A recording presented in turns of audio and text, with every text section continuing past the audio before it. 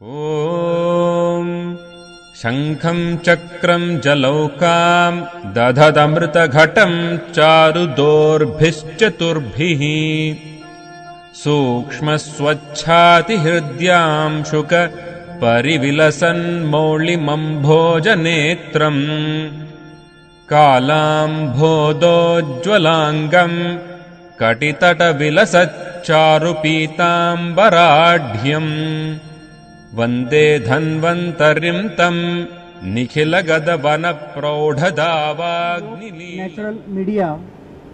We have with us Len Monheit, who is Executive Director of New Hope Natural Media, our leading media company in the field of natural and nutritional products.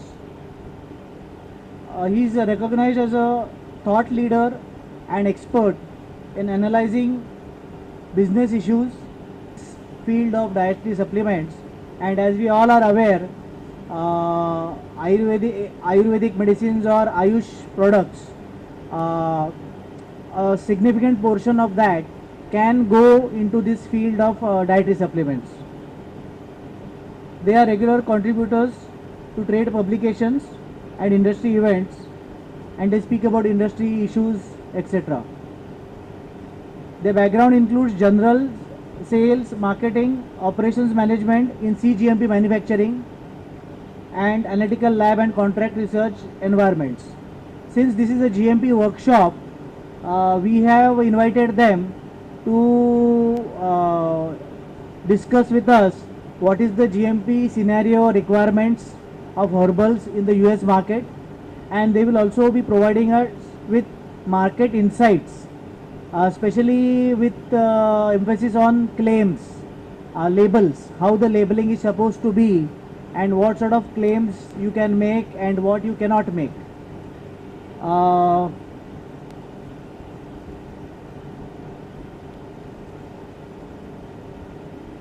I would now call upon Len to deliver his presentation. Thanks, Mr. Sandhu. It's a pleasure to be here today. I would like to thank the conference organizers and Pharmexil for this opportunity to be here in front of you speaking at this GMP workshop. This presentation will cover the United States market. Yes, we'll talk about GMPs and regulations, but we'll also talk about the business of the market, the trends, and some of the opportunities, specifically as it translates for Ayush and Ayurvedic products. I will start off this presentation and then Steve will continue it, and hopefully we will cover enough of the issues and the questions that everybody here will gain some insights. If we for some reason happen to miss and don't answer a question, we're available here today and for the next couple days to answer additional questions. So again, it's an honor to be here today. The slide you see in front of you is the New Hope Natural Media tree or wheel of products.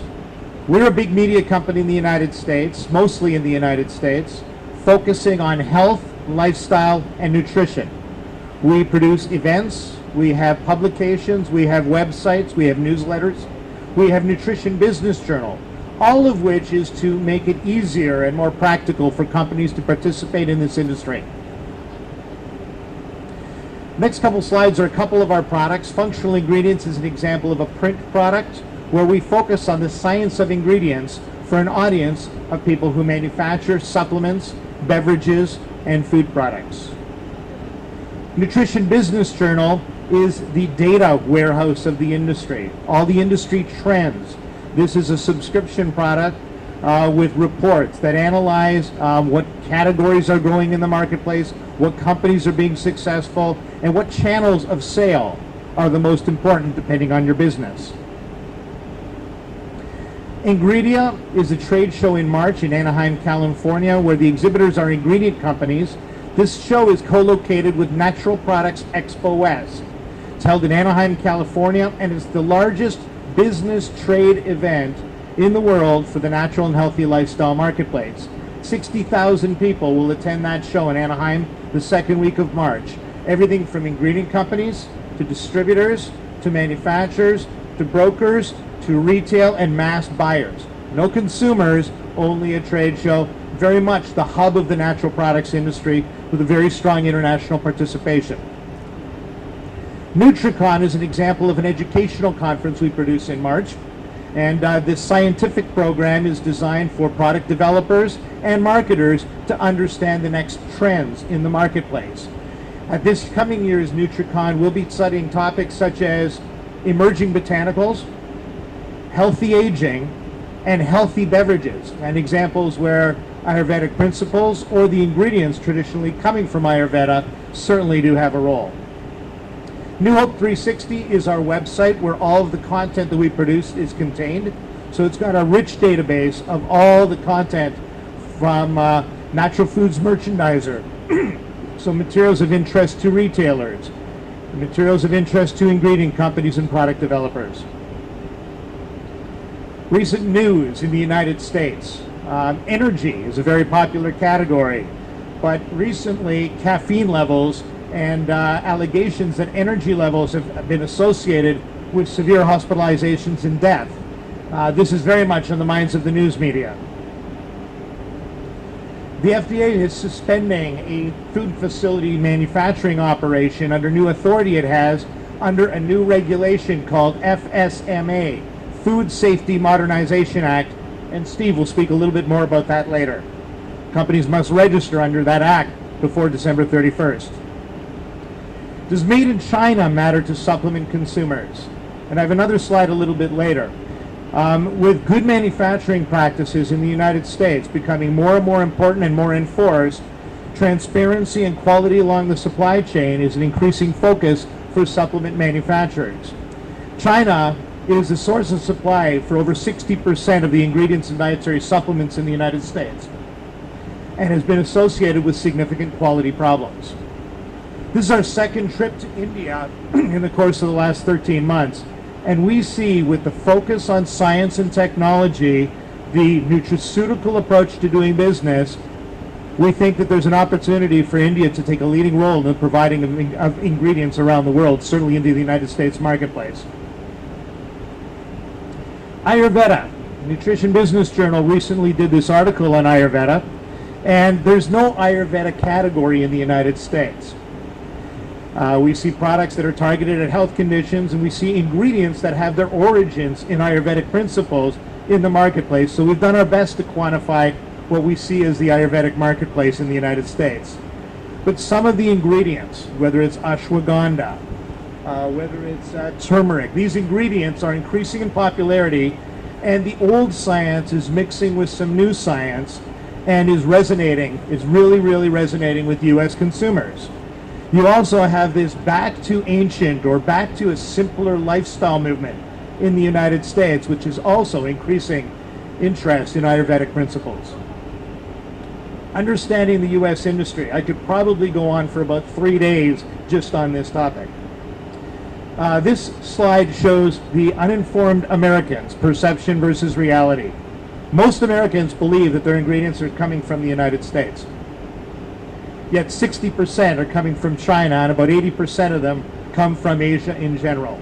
This is a major disconnect in the marketplace, and it's something that we as an industry have to communicate, because if we don't do it properly, the consumers of supplement products are going to get disillusioned about all of our supply chain and all of our sources of supply. And here again, I reach out to the Indian community with its quality and with its scientific basis to help massage this problem and help us communicate to the U.S. consumers that it really doesn't matter where a product's produced, it's how it's produced. This slide shows the U.S. nutrition industry growth over the course of 20 years, projecting up to 2020. The nutrition industry that Nutrition Business Journal recognizes is natural and organic, dietary supplements, functional food and beverage, and natural and organic personal care.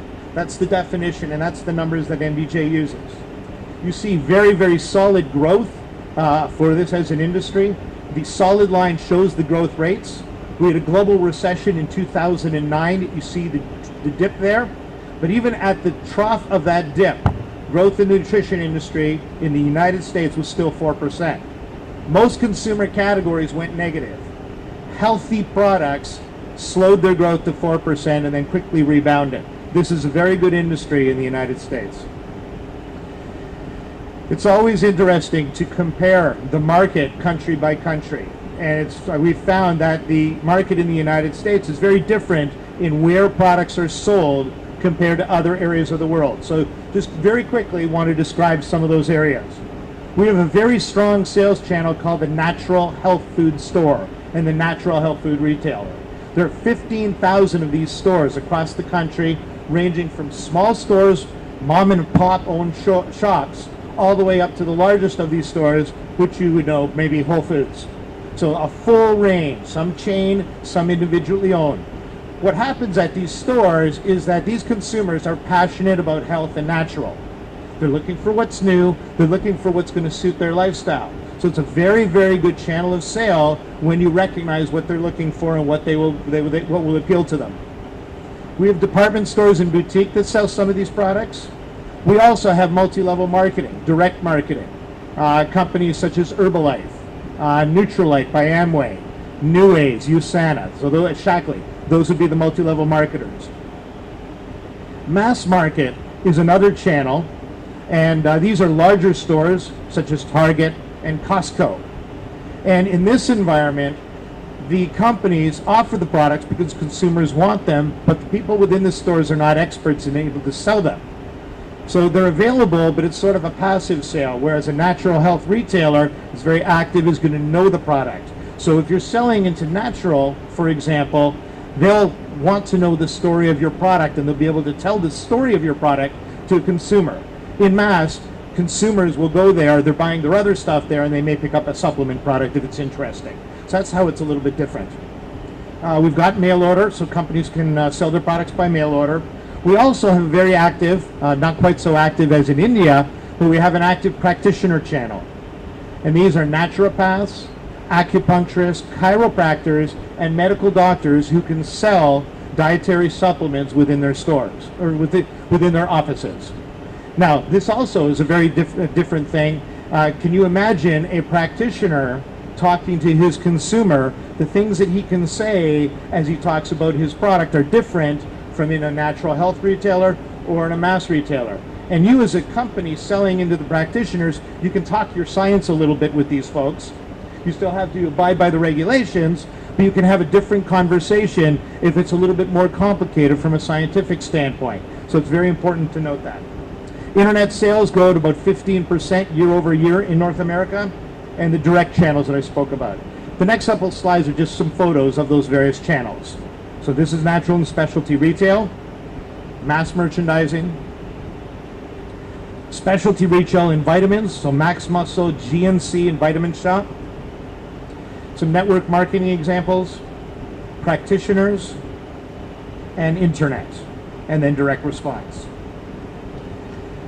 Breaking down the United States market, I apologize. We've got a lot of material to go through, and as I said, we usually do this program in a full day, so we're going to do it in about 45 minutes. Supplements growth, very, very solid over the course of the 20 years that are shown here. We're projecting 7 to 8% growth in the U.S. supplements market for as long as we forecast out. These are some of the breakdowns of the categories of supplements that we identify: vitamins, herbs and botanicals, sports nutrition, minerals, meal replacements, and specialty. And you can see the breakdown. On the right-hand side, that's where supplements are sold by percentage. So you can see that natural and specialty retail is 37% of where these products are sold. Mass market is 29%, practitioner is 8%. So these are therefore the main channels. These are the top supplements according to sales 2005 to 2011, led by multivitamins. B vitamins are up there. Fish and animal oils, the omega-3 marketplace in the United States has emerged. Probiotics are up there, and you can read the rest yourself. And I believe you will get copies of this in your workbooks. But if you want a better copy of this, if you give me your card, I'll make sure that I can send you a digital copy of it, so it actually will be a little bit more legible. Focusing on herbs and botanicals. This is a comparison of 1999 and 2010. Very, very fragmented. In 1999, we had herbs such as ginkgo and St. John's wort ginseng that had significant portions of the marketplace. We went through a fad in 2005 to 2010 where every couple of years a new superfruit emerged onto the market, was promoted because of its vitamin C or antioxidants. So you see noni, acai, and mangosteen and goji as having significant share of the botanicals market, and the only herbal that actually is called out there is green tea. Specialty supplement sales are here. You can see the homeopathic market has declined in the United States as a percentage of the whole from 26 to 17. You can see that fish and animal oils has emerged from part of the other category into its own category at 21%. This just gives you an idea of what's happening on a macro basis in the United States. Condition-specific supplements, you can see the expected big categories, and this is where a company markets specifically against a health condition. So general health there at 4.5, this is $1 billion. Cold, immune, and flu, although you have to be careful what claims you make in the United States, are sitting there at about $2 billion. Energy is a very, very big, very cluttered category, and you can see it's $7.5 billion. Cardiovascular health at $2 billion, and you've got joint health and bone health, both at $1.6 to $1.8 billion categories. Nutrition Business Journal tried to examine some data on Ayurveda, and in Ayurvedic practitioner supplements, we estimated the marketplace at approximately $35 to $40 million. And this is the growth rate, which we figure is running between 10 and 14%. Total Ayurvedic herbal supplement sales and growth is on this next chart. And here we're looking at about 140 million total dollars. And we're looking at sales growth between 5 and 10% for the next several years. And again, I will say that it's very difficult because the Ayurvedic products fall in so many categories. This is a first effort. We'll get better at calculating this as we do our second. What's next? We also try to predict the future. Sometimes our crystal ball is good, sometimes it's not, but we have a pretty decent record. Brain and cognitive and mood and stress are emerging topics. Melatonin, valerian, and hops. But essentially anything targeted at this health condition is increasing in popularity and consumer awareness. Digestive health, also a huge category. This particular product happens to be a probiotic. Energy, and specifically energy beverages, are booming in the United States. Energy beverages are going to be an $11 billion market in the United States by 2015. We're also seeing the emergence or re-emergence of whole food and plant-based supplements. So you have on the one side these scientifically ingredient up dietary supplements.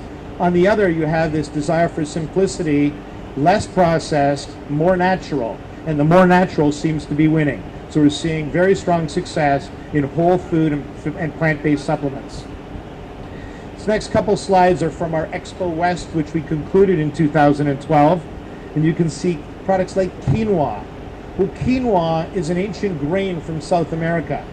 The United States consumers are having a new interest in what has been used through history, the ancient principles. In supplements, you can see very strong Indian influence. You also see omega-3s, predictably, and you see conditions such as sleep. We're seeing this trend of ancient wisdom that I referred to. Pomegranate and Palm Wonderful created an entire category and $1 billion brand on a fruit that's been known for centuries. Chia is emerging out of South America as another novel ingredient, and it's been around for 5,000 years. Incidentally, the best chia production right now, because chia is very tough to cultivate, but chia, though it's known for its Aztec roots, the best chia production right now is coming out of Australia. And these are some of the chia products we saw at our Expo West. Current state of regulations. That's really what I'm supposed to be here to talk about, including the good manufacturing practices. One of the first things you need to understand about the U.S. market is that dietary supplements are regulated by a law called DSHEA, D-S-H-E-A, that was passed in 1994. It's the Dietary Supplement Health and Education Act. And it separated dietary supplements under food law. In many areas around the world, dietary supplements or food supplements are considered as a subset of drugs. Not the case in the United States. Very important principle, they're a subset of foods. So most of the regulations will be more food-like rather than pharmaceutical-like. And I know that's sometimes very difficult to understand when you're coming from a scientific background and you want to be precise and accurate, but there is a much looser translation of the regulations for dietary supplements than one would expect. So good manufacturing practices were covered under this law in 1994, but it took 10, 12 years for the FDA to release the rules on them. So it was 2004 when the good manufacturing guidelines were released in the United States. The companies in the industry were given 3 years to comply with those regulations. Year 1, the big companies had to comply. Year 2, the mid-sized companies. Year 3, every company within the industry. So we've now had every company in the industry being responsible for these guidelines for approximately 3 or 4 years. FDA has the right to inspect any facility making, producing, distributing, and I'll go into a little bit more of that, good dietary supplements for use in the United States market, no matter where they're located. FDA has done approximately 500 such inspections, and the record in these inspections has been actually very poor. We expect FDA standards to rise, so industry has a challenge ahead of it. So there's a lot of pressure right now in the U.S. industry to increase its manufacturing capabilities and its compliance record. There's been serious deficiencies, and I'll go into where they are. But I would expect that companies that are coming from a pharmaceutical or nutraceutical background to have a significant advantage in complying. There are a number of certifications that are out there in the marketplace that are not GMP programs. Much of this information is actually coming from a company that we work with called NSF International. And NSF is a certifier. They're a third-party certifier against organic standards, as well as good manufacturing practices. Should mention that one of the things you'll never find in the United States is an FDA-approved facility. FDA does not issue approvals for food supplements in any of its jurisdictions. It won't approve a product, and it will not approve a facility. So that's very, very different from drugs. They will inspect, they will have a record of that inspection that's posted and published, but they will never approve a facility. They don't want to take that risk. They will also never approve a product. So GMPs in the United States, like many areas, establish minimum requirements for manufacturing, packaging, labeling, or holding dietary supplements. You will notice that it doesn't say anything about ingredients. FDA decided that GMPs would not apply to ingredients. So ingredient companies are not covered by the U.S. GMPs. That is the manufacturer's responsibility to make sure that the ingredients have specifications and are bought through a supplier qualification program. Okay, so ingredient companies have no responsibility to FDA, but they do have responsibility to the manufacturers that they work with as clients. Okay, so that's another very, very important point to note about these GMPs. Okay, manufacturing controls must be set in place to ensure a product that meets set specifications for purity, potency, quality, and composition. Okay, this is very similar in most respects, but there's nothing about impurities. So again, this is very different from a pharmaceutical approach. Now, if there's an impurity that is an adulterant or that is harmful, you're expected to know because you need to have potency and quality. Okay, you cannot test quality into a finished product. You have to build it into the manufacturing process. So they affect the companies that manufacture, package, label, or hold. They apply to all dietary supplements sold and marketed, even those made outside of the United States.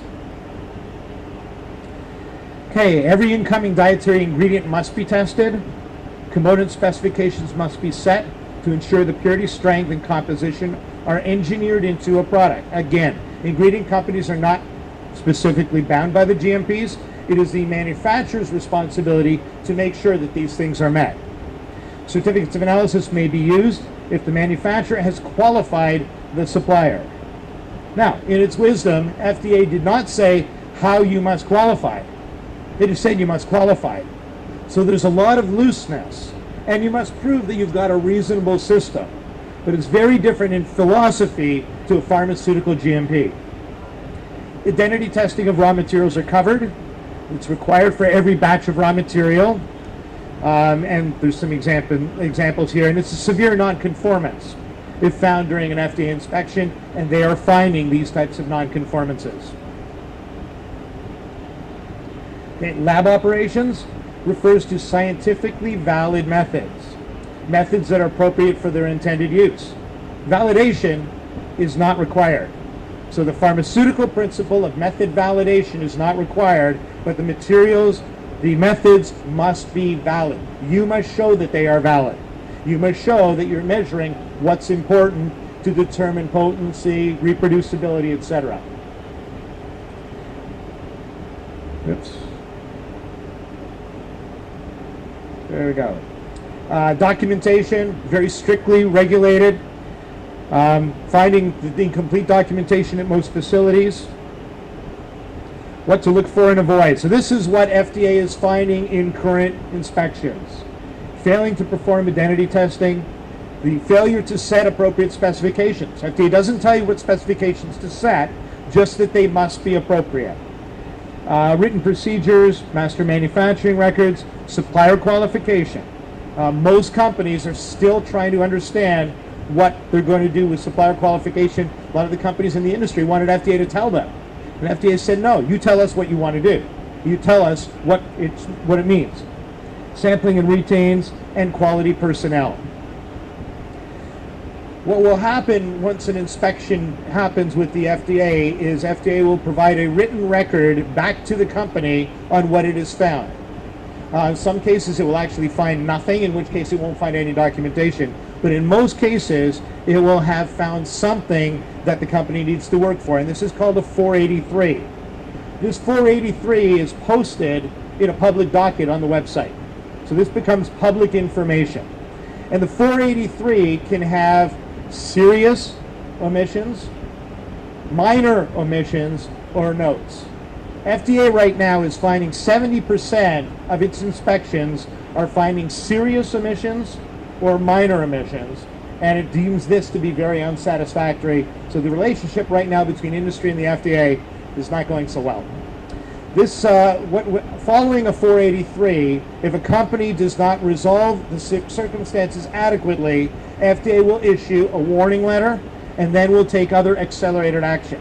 So the next couple slides are some examples of some warning letters. Here, if the company failed to verify specifications for purity and strength and establish lab controls and material review disposition decision on reprocessing of material. Here, testing for identity, product specifications, master manufacturing records, batch records, and label control. Sometimes here you can see similar paradigms to pharmaceutical GMPs. Okay, this is an example of a warning letter where the company also has been cited for making unapproved drugs and product making drug claims. FDA is now using its authority to inspect facilities, and it's sampling website material, investigating labels, and doing a whole overhaul and review of a company's compliance records. So the GMPs is the trigger for a lot more aggressive activity on the part of FDA. So here, in addition to that, they found no quality control operations, failure to set specifications, and a failure to have written SOPs. This one is actually a year ago, so it's October 2011. By that time, FDA really expected most companies in the North American dietary supplement industry to be much better at compliance. So they're very disappointed. Again, this is very similar. Holding and distribution GMP inspection, no written procedures for handling complaints.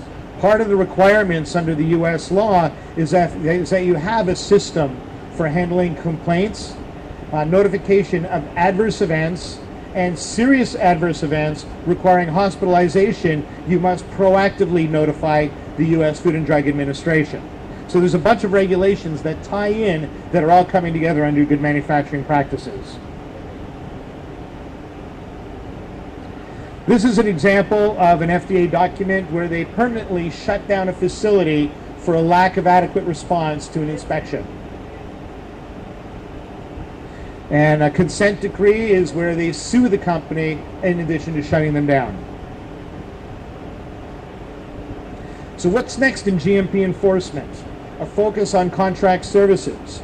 Most of the products in the United States are manufactured by third-party companies, contract manufacturers. So this is where FDA is going to focus a lot of their attention. Finished product testing and specifications and methods. And also, there is a stability requirement under the good manufacturing practices as well. So that's very quickly what's happening in the world of GMPs. That alone could have been a lecture for at least a couple hours. There's a lot more information available. If you have specific questions, Steve and myself will respond. There are a number of other regulatory issues I want to touch upon very, very briefly. New dietary ingredients. Under DSHEA, the law that passed in 1994, any ingredient that was on the market prior to the law would be allowed in the marketplace, or any ingredient that was in the food supply somewhere else in the world or in the United States would be allowed as an ingredient. It's a little bit more complicated than that. But any other ingredient that was introduced to the market or that underwent significant processing change would require a submission process to the US FDA for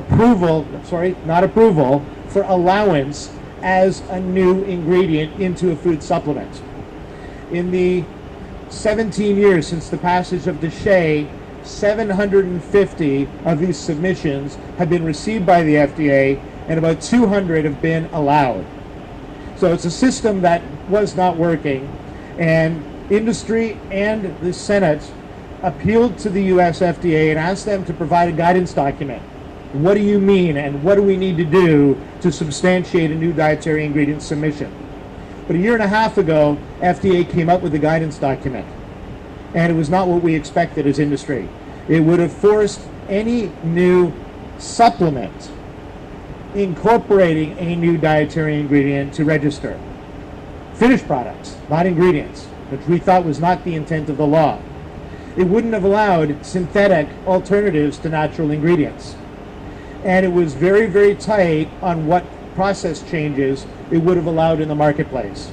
So if you change your temperature, that could have been construed as a process change requiring a new filing.